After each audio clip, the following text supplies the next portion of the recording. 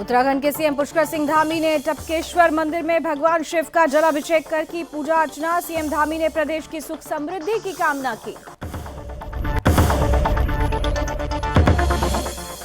उत्तराखंड के मसूरी के पास धनौल्टी में हुई बर्फबारी। धनौल्टी में ज्यादा पर्यटक होने के चलते प्रशासन ने पर्यटकों को धनौल्टी जाने से रोका। प्रशासन पर पर्यटकों ने जताई नाराजगी।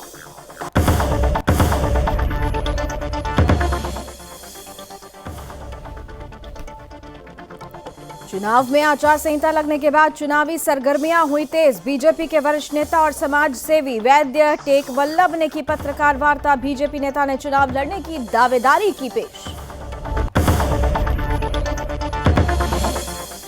और पुलिस अधीक्षक उत्तरकाशी के निर्देशन में 2 दिवसीय नशा मुक्ति काउंसिल कार्यक्रम का किया गया आयोजन। पुलिस प्रशासन ने लोगों को नशे से दूर रहने के लिए किया जागरूक।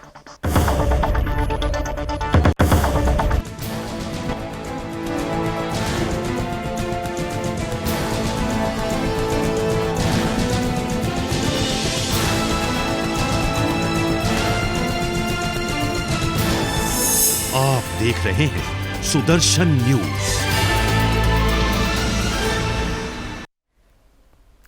नमस्कार, उत्तराखंड विशेष देख रहे हैं आप। आपके साथ मैं हूं लावनी विनीत। बुलेटिन की शुरुआत करते हैं। सबसे पहले उत्तराखंड के सीएम पुष्कर सिंह धामी ने टपकेश्वर मंदिर में भगवान शिव का जलाभिषेक करते हुए पूजा अर्चना कर प्रदेश की सुख समृद्धि की कामना की। इस दौरान मुख्यमंत्री ने कहा कि भगवान भोलेनाथ हमारे आराध्य देव हैं और भगवान की शरण में मैं आया हूँ। भगवान भोलेनाथ से ये कामना करता हूँ कि प्रदेश नई ऊंचाइयों को छुए।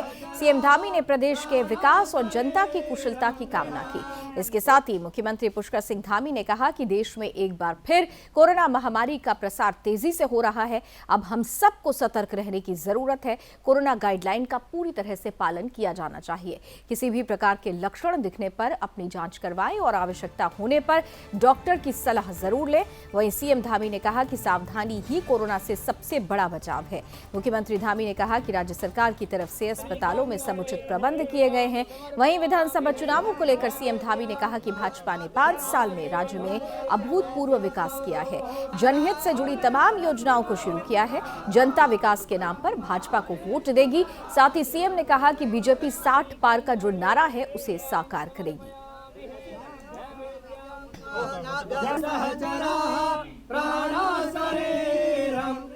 उत्तराखंड के मसूरी के पास धनौल्टी में बर्फबारी होने पर पर्यटकों की भारी भीड़ देखने को मिल रही है। वहीं धनौल्टी में ज्यादा पर्यटक होने के चलते मसूरी पुलिस की तरफ से पर्यटकों को धनौल्टी जाने से रोक दिया गया है। पर्यटकों के चलते धनौल्टी रोड पर जाम लगा हुआ है। जाम को हटाने के लिए पुलिस फोर्स को काफी मशक्कत करनी पड़ रही है। मसूरी और धनौल्टी बर्फबारी का आनंद लेने आ रहे पर्यटक काफी मायूस दिखे। पर्यटकों का कहना है कि पुलिस प्रशासन की तरफ से उनको मसूरी से धनौल्टी नहीं जाने दिया जा रहा है और ऐसे में वो बर्फबारी का आनंद नहीं ले पा रहे हैं। पर्यटकों ने प्रशासन से बर्फबारी को देखने के लिए व्यवस्था करने की मांग की है। दरअसल मसूरी और आसपास के क्षेत्र में बर्फबारी का लुत्फ उठाने के लिए पर्यटक हर वर्ष यहाँ आया करते हैं, लेकिन मसूरी में बर्फबारी अगर नहीं मिलती तो वो मायूस हो जाते हैं। ऐसे में धनौल्टी जाना ये पर्यटक चाह रहे थे, लेकिन पुलिस की तरफ से उनको मसूरी से 2 किलोमीटर नीचे के जेपी बैंड के पास ही रोक दिया गया, जिससे पर्यटकों में काफी नाराजगी है। क्योंकि कल से जो है रात से बर्फबारी शुरू हो गई है, तो उधर क्योंकि गाड़ियों के फंसने की भी संभावना है, यात्रियों के फंसने की भी संभावना है और रश भी उस तरफ बहुत है, तो हम जेपी बैंड पे जो है बैरियर लगा करके लोगों को इस बारे में अवेयर भी कर रहे हैं और जिन लोगों की वहाँ बुकिंग है केवल उन्हीं लोगों को हम अलाउ कर रहे हैं और जो पर्यटक जो है केवल वहाँ पे एक चक्कर लगा के वापस आना चाहते हैं उनको हम इस चीज़ से अवगत करा रहे हैं कि क्योंकि बर्फबारी भी हो रही है और गाड़ियाँ वहाँ फंस रही हैं, तो वहाँ पे अनावश्यक रूप से ना घूमें, केवल बुकिंग हो तो ही आप जाएं। इधर चुनाव आचार संहिता लगने के बाद चुनावी सरगर्मियां भी तेज हो गई हैं। चुनाव लड़ने की दावेदारी करने वाले प्रत्याशी भी सक्रिय हो गए हैं और इसी कड़ी में रुड़की से बीजेपी के वरिष्ठ नेता और समाज सेवी वैद्य टेक वल्लभ ने पत्रकार वार्ता कर अपनी प्रबल दावेदारी पेश की है। उन्होंने पत्रकार वार्ता के दौरान कहा कि रुड़की शहर की जनता नई सोच विचार और ऊर्जा वाला जनप्रतिनिधि चाहती है और जनता के आह्वान पर ही वो विधानसभा चुनाव के मैदान में उतरे हैं। अपनी प्रबल दावेदारी आलाकमान को पेश की। उन्होंने कहा कि जनप्रतिनिधि आते हैं और पूरा कार्यकाल करके चले जाते हैं, लेकिन उन्हें विकास की परिभाषा तक मालूम नहीं होती। उन्होंने कहा कि उनकी पहचान शहर में समाज सेवी और चिकित्सक के रूप में रही है। दरअसल वो भाजपा संगठन से लंबे समय से जुड़े हुए हैं। उन्होंने कहा कि बीजेपी संगठन को रुड़की विधानसभा क्षेत्र से अपना आवेदन पत्र सौंपकर मजबूत दावेदारी पेश की। साथ ही वैद्य टेक वल्लभ ने कहा कि शहर के व्यापारियों ने भी हमें पूरा समर्थन देकर चुनाव में साथ देने का वायदा किया। वहीं उन्होंने व्यापारियों और शहर की जनता को भरोसा दिया कि वो जीत के बाद उनकी आशाओं और अपेक्षाओं पर विश्वास पर खरा उतरकर ईमानदारी से कार्य करेंगे। आग्रह किया कि आप हमारे बीच में आए और स्वागत हुआ। आज जो हमने प्रेस वार्ता रखी है वो इसलिए रखी है कि चुनावी मैदान में हम कूद रहे हैं और जनता के आग्रह पर जनता ने हमको तैयार किया है कि आप जैसा व्यक्ति हमें चाहिए और आपको इस मैदान में आना है। इससे हमने तैयारी किया और मैं पूर्ण रूप से इस चुनाव के लिए तैयार हूं। और भारतीय जनता पार्टी का चूँकि मैं सेवक हूं, 50 वर्षों से सक्रिय सदस्य हूं और हमने दावेदारी कर दी है और अब उनके ऊपर है कि वो दावेदारी हमारी स्वीकार करते हैं या किसकी कर।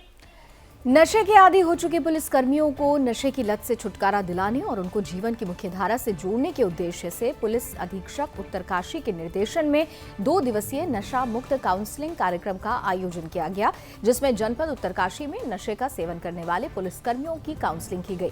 काउंसलिंग में बाहर से आए एक्सपर्ट की तरफ से पुलिस जवानों को अपना अनुभव साझा करते हुए नशे के दुष्परिणाम के बारे में जागरूक किया गया। साथ ही उन्होंने कहा कि नशा एक सामाजिक बुराई है। अगर हम किसी परेशानी से हार कर नशे को अपने जीवन में शरण देते हैं तो वो शुरुआत में तो अच्छा लगता है, लेकिन धीरे धीरे यही नशा हमें शारीरिक, मानसिक और आर्थिक रूप से कमजोर कर देता है। साथ ही उन्होंने कहा कि नशा आदी होने से अपने आप को बचाएं, किसी भी प्रकार की गलत सोच को अपने मन में न आने दें, हमेशा पॉजिटिव लोगों के साथ रहें और नशे से दूर रहें।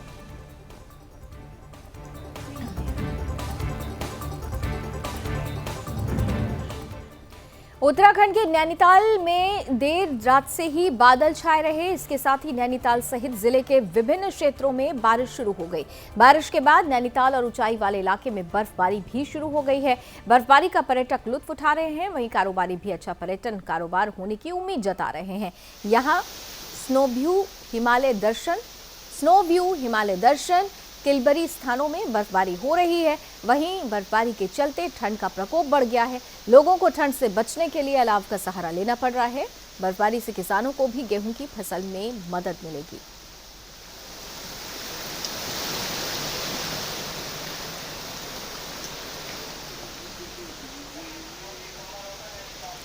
नैनीताल से संवाददाता ललित जोशी जुड़ रहे हैं इस वक्त ज्यादा जानकारी के साथ। ललित, सबसे पहले तो जानना चाहेंगे कि अभी क्योंकि ये सीजन की बड़ी महत्वपूर्ण बर्फबारी कही जाती है, पर्यटकों के आने का सिलसिला लगातार जारी रहता है, अभी स्थिति क्या है? बर्फबारी अभी हो रही है ताजा जानकारी के अनुसार? यहाँ पे बता रहा हूँ, सरोवर नगरी नैनीताल में सुबह से ही मौसम के मिजाज बिगड़े हुए थे। देर रात से ही यहाँ बिजली के साथ गर्जना होनी थी और देर रात बारिश चल रही थी, जिसके चलते ही सुबह हिमकण गिरे यहाँ पे। और अभी भी मतलब मौसम ने करवट ले रखी है, मौसम में काफी बदलाव हुआ है और अभी भी बारिश का दौर नीचे की साइड चल रहा है। जी, पर्यटकों का आने का सिलसिला लगातार ऐसे मौसम में जारी रहता है, व्यवसायी काफी खुश हैं। जगह लावनी बता दें, यहाँ पे पर्यटकों का तांता लगा हुआ है। पर्यटक तो आते रहते हैं, यहाँ पर्यटक स्थलों पे भी आ रहे हैं और इधर देखा जा रहा है कि जहाँ ऊंचाई स्थलों पे जहाँ बर्फ पड़ी हुई है वहाँ वो एंजॉय कर रहे हैं। जी, पर्यटकों के लिए अच्छा दिन है, बर्फबारी हो रही है, वो लुत्फ उठा रहे हैं, लेकिन आम जनजीवन किस तरह से अस्त व्यस्त? आम जी जनजीवन अस्त व्यस्त है।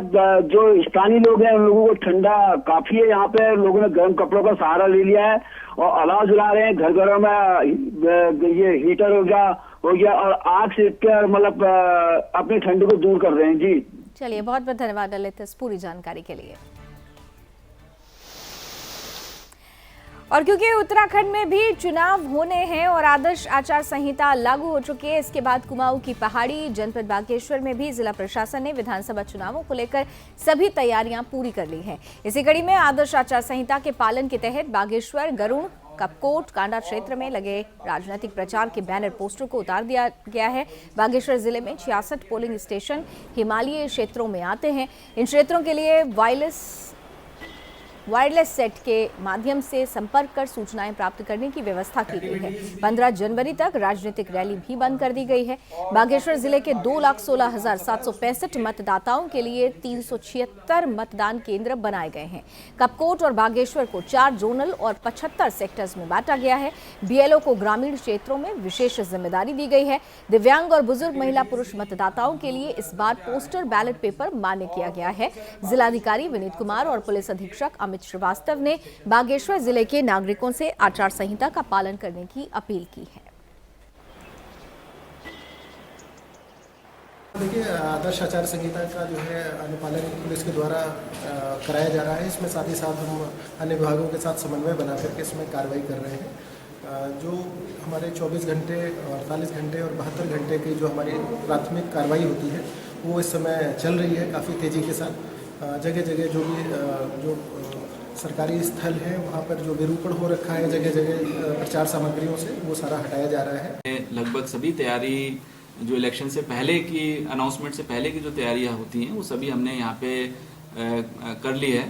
और ऑन अनाउंसमेंट ऑफ इलेक्शन भी के बाद में क्योंकि एमसीसी भी लागू हो जाती है तो उसको लेकर भी हमने यहाँ पे कार्रवाई करना शुरू कर दिया है। जो हमारे पब्लिक प्लेसेस में हमारे विदिन 48 आवर्स जो हटाने होते हैं उसकी भी हमने कार्रवाई यहाँ पे शुरू कर दी है। और जो प्राइवेट प्रीमाइसेस में विदाउट परमिशन अगर किसी ने होर्डिंग्स वगैरह लगा रखी है तो उसको हटाने का भी हमारे।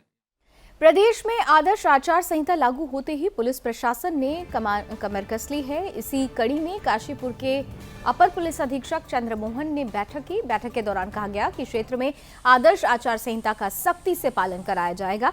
साथ ही इस दौरान उन्होंने कहा कि अगर आचार संहिता का उल्लंघन करते हुए कोई पाया गया तो उसके खिलाफ कठोर वैधानिक कार्रवाई अमल में लाई जाएगी। साथ ही उन्होंने मीडिया से बातचीत करते हुए कहा कि अगर चुनाव के दौरान किसी भी तरह का धनबल और नशे से जुड़ी चीजों का इस्तेमाल किया गया तो इस पर सख्ती से निपटा जाएगा। इतना ही नहीं, अपर पुलिस अधीक्षक ने कहा कि क्षेत्र में पुलिस प्रशासन की तरफ से पूरी नजर रखी जाएगी जिससे चुनाव को ठीक से और शांतिपूर्ण तरीके से संपन्न कराया जा सके।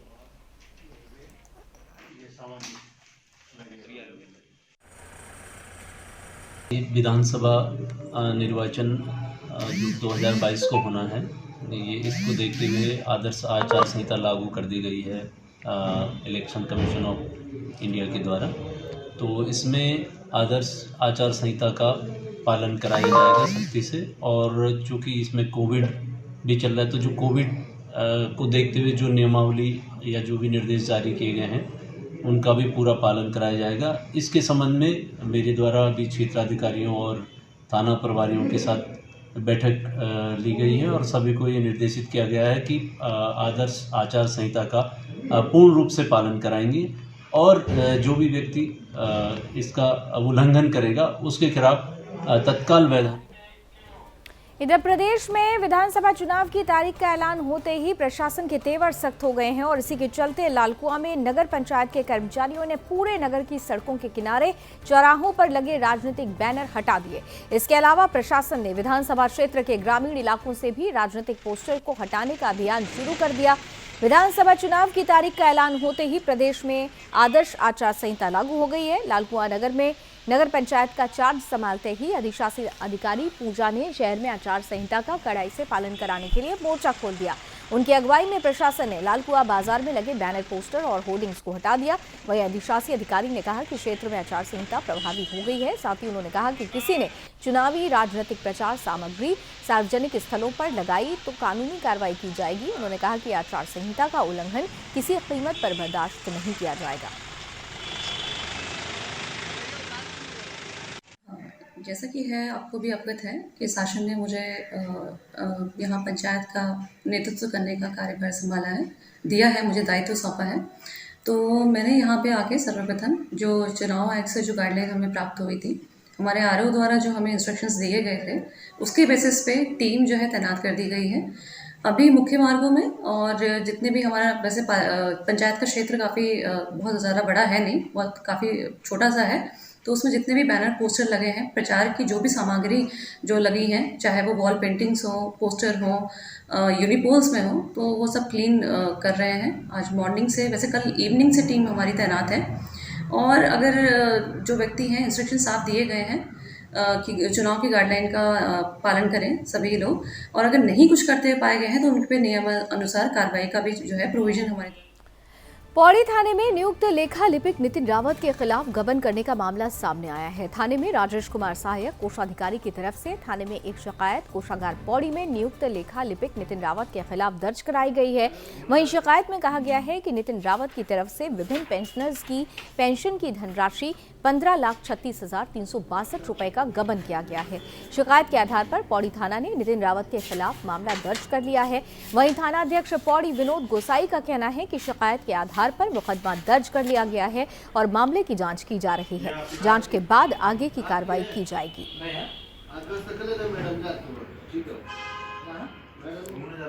ये सहायक कोषाधिकारी श्री राजेश कुमार कोषागार पौड़ी से आए थे, जिनके द्वारा कल जो हमारे थाने पर एक मुकदमा लिखाया गया है, जिसमें उनके द्वारा बताया गया कि उनके जो लेखा कार्मिक नितिन रावत, उनके द्वारा जो है अपने खातों में विभिन्न पेंशन धारकों के नाम से जो है वो जो पेंशन की धनराशि है लगभग 15 लाख,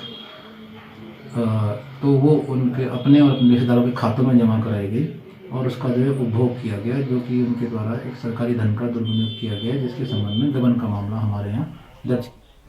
इधर रुड़की के NH 58 पर ब्रह्मपुर ग्राम के पास भूमाफियाओं की तरफ से करोड़ों रुपए की भूमि कब्जाने का मामला सामने आया है, जिसके खिलाफ किसान यूनियन के नेता ने मोर्चा खोल दिया है।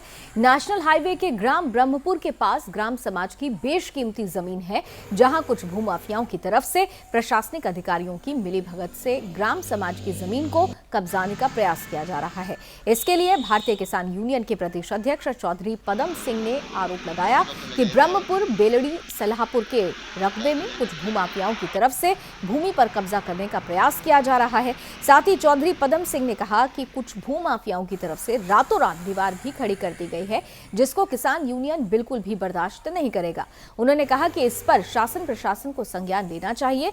अगर इस पर संज्ञान नहीं लिया गया तो इस जमीन पर वो महापंचायत बुलाकर धरना प्रदर्शन देंगे, जिसकी जिम्मेदारी शासन प्रशासन की होगी। साथ ही ग्रामीणों ने भूमाफियाओं पर कार्रवाई करने की प्रशासन से मांग उठाई है। जो है किसान वालों का जो कुछ अलग जमीन है, ये जो ग्राम समाज की जमीन है ना 7.5 बिस्से करीब है कच्चे, और ये कब्जा कर रहे थे। हमने रोक दिया आएगा, फिर कहने लगे भाई चलो, पहले तो रोक ही नहीं रहे थे, फिर गांव वाले आए, कुछ लोग किसान यूनियन वाले आए, और ये जो पटवारी आएगा कल परसों को। तो मुआवजा है बेलडी सालापुर का, हमारे यहीं का है। मैं प्रदेश अध्यक्ष पदम सिंह रोड हूँ, मुझे इसका पहले तो ही पता। अरे ये भूमाफिया है, इन्होंने रातों रात दीवार कर दी। इसमें कुछ प्रशासनिक अधिकारी भी मिले हुए हैं, और यह 10 बिस्से ज़मीन है यहाँ की, जो यह महंगी ज़मीन है, और इसे कब्जा रहे। तो ऐसा अगर इन्होंने ऐसा करा तो इसके खिलाफ हम आंदोलन करेंगे, द्वाल दूल हम पाड़ा घेर देंगे। तो कायदे में तो यह एसडीएम तहसीलदार का काम था, अगर एसडीएम तहसीलदार से नहीं रोकते तो हम स्वयं रोकेंगे। इधर आगामी विधानसभा चुनावों को लेकर रुड़की में ब्राह्मण समाज के लोगों की तरफ से बैठक का आयोजन किया गया, जिसमें नगर से ब्राह्मण समाज के चेहरे को चुनाव में टिकट देने की मांग की गई है। वहीं ब्राह्मण समाज के लोगों की तरफ से चुनाव को लेकर रणनीति बनाई गई। भारतीय ब्राह्मण समाज के नगर अध्यक्ष सतीश शर्मा ने पत्रकार वार्ता के दौरान कहा कि चुनाव के दौरान हमेशा से ब्राह्मण समाज को नजरअंदाज किया जा रहा है, लेकिन इस बार समाज की उपेक्षा को बिल्कुल बर्दाश्त नहीं किया जाएगा। उन्होंने कहा कि इस बार चुनाव में जो भी पार्टी नगर में ब्राह्मण समाज से अपना प्रत्याशी चुनाव मैदान में उतारेगी, उसके साथ पूरा ब्राह्मण समाज एकजुट होकर खड़ा रहेगा। साथ ही उन्होंने कहा कि शहर में ऐसे कई चेहरे हैं जो कांग्रेस और भाजपा के सिंबल पर प्रबल दावेदारी कर रहे हैं और पार्टी में भी उनके नामों पर चर्चा चल रही है। बैठक में यह तय किया गया कि जो भी पार्टी ब्राह्मण समाज के चेहरे को अपना उम्मीदवार घोषित करेगी, उसके साथ पूरे समाज के लोग एकजुट होकर खड़े रहेंगे। वहीं अगर राजनीतिक पार्टियों की तरफ से इस बार ब्राह्मण समाज को नजरअंदाज किया गया तो इसका जवाब चुनाव में समाज के लोगों की तरफ से दिया जाएगा।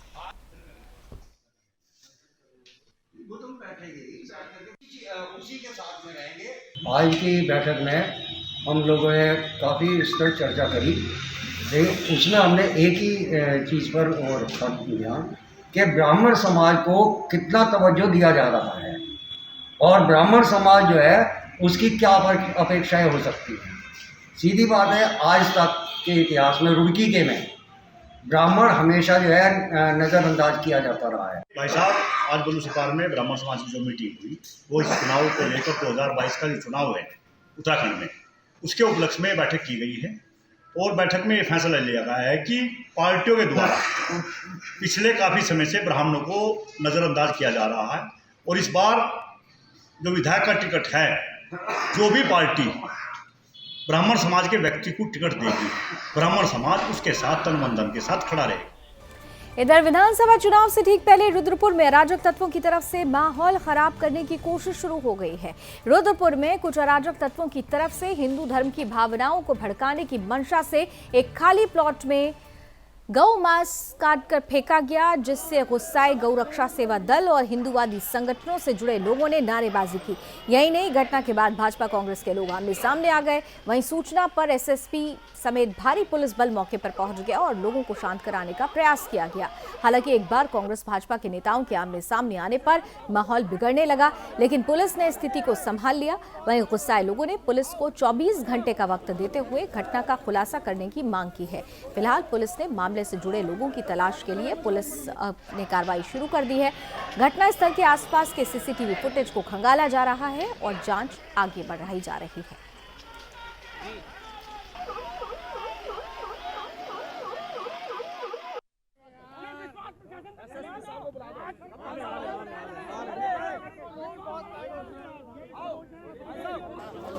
और रुद्रपुर से हमारे साथ जुड़ रहे हैं संवाददाता संदीप पांडे ज्यादा जानकारी के साथ।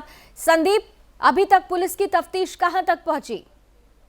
लवन्या, ये घटना आज सुबह संज्ञान में आई। जैसे कि कल रात की घटना बताई जा रही है। रात को एक गाय और उसके बछड़े को काट के यहाँ पे एक शहर के बीचों बीच एक गगन ज्योति हॉल है, जिसके सामने एक ओपन प्लॉट है, जिसको कि चारों तरफ से बाउंड्री है, मतलब उसे कवर किया गया है बाउंड्री को, पर पीछे उसके काट के गाय और उसका बछड़े को बहुत बुरी तरीके से काट के यहाँ पे डाला गया था। और सुबह जब ये संज्ञान में आया जनता के, तो माहौल एकदम से काफी बिगड़ गया। और जैसे कि आचार संहिता शुरू हुई और आशंका जताई जाती कुछ न कुछ ऐसी घटनाएं सामने होंगी और रुद्रपुर एक शांत शहर माना जाता है।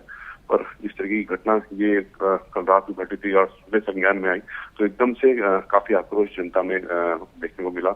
और बीजेपी और कांग्रेस के सभी जो पदाधिकारी हैं, विधायक यहाँ पे बीजेपी के हैं, राजकुमार ठुकराल वो आए, और कांग्रेस के प्रतिपक्ष जो नेता हैं मीना शर्मा, उनमें भी काफी सहभागी हुई। गौरक्षा दल और काफी हिंदू संगठनों ने इसकी एक पुरजोर मांग करी है कि अगर इसका खुलासा न हुआ तो एक उग्र आंदोलन होने की चेतावनी दी गई है। यहाँ पे चुनाव का माहौल है, जिस तरीके से देख के पूरी पुलिस प्रशासन इसमें काफी एक्टिव हो गया है। और एसएसपी दिलीप सिंह कुंवर ने यहाँ पे आश्वासन दिया कि ये खाली प्लॉट जहाँ की स्थिति बताई जा रही है, ये खाली प्लॉट किनका है, इस बारे में कोई जानकारी? ये शहर के किसी सामान्य व्यक्ति का है, पर क्योंकि अभी तक इसमें कोई निर्माण नहीं है, ये ओपन प्लॉट है, इसको बस बाउंड्री से कवर किया गया है, जिसमें कि इजीली कोई भी चीज छुप सकती थी। तो अब ये पता नहीं लग पा रहा है कि इसको यहाँ लाके काटा गया है या काट के यहाँ डाला गया, क्योंकि एक बड़ी गाय है और उसका एक बछड़ा, जिसका उसको दोनों को काट के यहाँ पे डाला गया है। चुनावों का समय है और ऐसे में ये परिस्थिति कहीं ना कहीं से एक लॉ एंड ऑर्डर को लेकर पुलिस के लिए चैलेंज क्रिएट करती है। ऐसी स्थिति में पुलिस की तरफ से, इसीलिए मैंने आपसे पूछा कि तफ्तीश कहां तक गई, क्योंकि वहां पर जनता को संतोषजनक जवाब चाहिए, जो आक्रोशित जनता है। हाँ लवन्या, जैसे कि मैं आपको बताया कि शहर के बीचों बीच का मामला है, ये बस अड्डा पास में है और पुलिस थाना यहाँ से मुश्किल से 500 मीटर की दूरी पे है। की घटना काफी महत्वपूर्ण है और काफी आक्रोश है जनता में। पुलिस ने आज जो सीसीटीवी है आस पड़ोस के, उनको खंगालना शुरू कर दिया है। इसी को लेके जो मैंने आपको बताया, दिलीप सिंह कुंवर ने आश्वासन दिया है सभी हिंदुवादी संगठनों को कि आप विश्वास रखिए कि जल्दी इसको खुलासा होगा कि किसने ये सद्भावना और ये यहाँ पे इसका जो माहौल खराब करने की कोशिश की है इस चुनाव के समय में, उसका जल्द खुलासा किया जाएगा। पुलिस के आश्वासन के बाद ही जनता में थोड़ा जो एक शांति बनी, अदरवाइज बहुत ज्यादा यहाँ पे माहौल बिगड़ गया था। चलिए, बहुत बहुत धन्यवाद संदीप, नजर बना के रखिएगा इस पूरी जानकारी के लिए।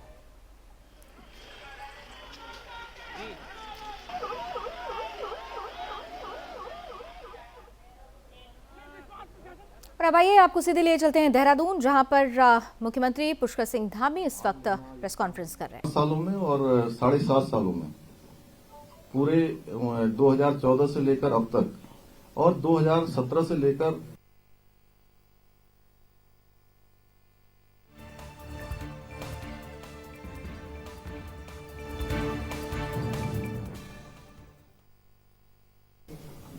और वो स्वीकृत हुई हैं, साथ में बहुत सारी योजनाएं उसमें से पूरी भी हो गई, बहुत सारी पर अभी काम चल रहा है।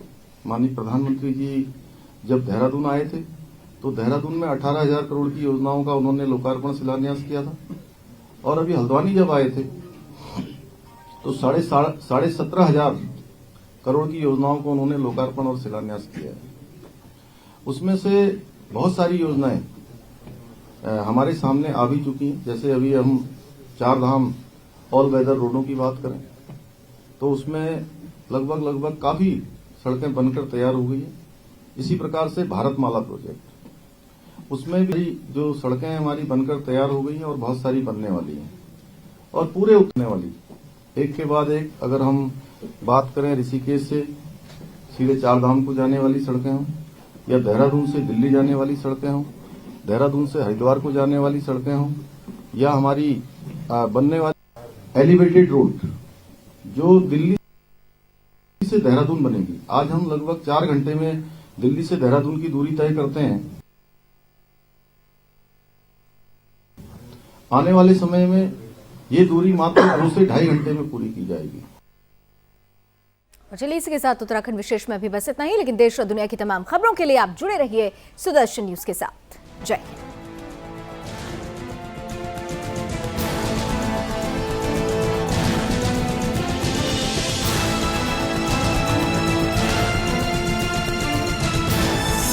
आप देख रहे हैं सुदर्शन न्यूज।